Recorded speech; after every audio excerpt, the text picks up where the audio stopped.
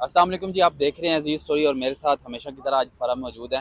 اسلام آباد میں 22 سالہ ایک طلبہ ہے، اس کو یونیورسٹی کے ہاسٹل میں، جو پرائیویٹ ہاسٹل ہے، اس میں قتل کر دیا گیا۔ اس کی 3 دوستیں جو تھیں ان کے سامنے اس کو قتل کر دیا گیا۔ اس کا کیس ہائی کورٹ میں آیا ہے۔ مزید فرح سے جانتے ہیں کہ فرح اس کیس کے بارے میں ہاں جی، یہ کیس کچھ اس طرح تھا کہ 19 اپریل کی رات گئے ایک شخص ہاسٹل میں داخل ہوتا ہے اور ایک طالب علم کو گولی مارتا ہے اس کی روم میٹس کے سامنے اور فرار ہو جاتا ہے۔ تقریباً 2 ماہ لگے گرفتاری میں۔ ملزم کا نام فیروز ہے، اور جو طالب علم 22 سالہ جو لڑکی تھی جس کا قتل ہوا، اس کا نام ایمان افروز تھا۔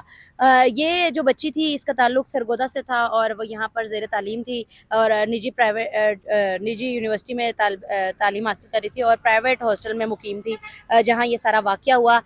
بچی کے جو بھائی ہے اور بہن ہے وہ اس کیس کی پیروی کر رہے ہیں، اور اس وقت یہ کیس اسلام آباد کی ڈسٹرکٹ جو کورٹ ہے، جو کچہری ہے، وہاں پر جو ہے وہ زیر سماعت ہے۔ اور اس کیس میں پولیس کی جانب سے حال ہی میں یہ اعلان کیا گیا تھا کہ ملزم کو جھنگ سے جو ملزم کا جو گاؤں ہے، آبائی علاقہ ہے، وہاں سے گرفتار کیا گیا ہے۔ اور ملزم کے بارے میں جو حقائق سامنے آئے ہیں وہ کافی تشویشناک ہے۔ ملزم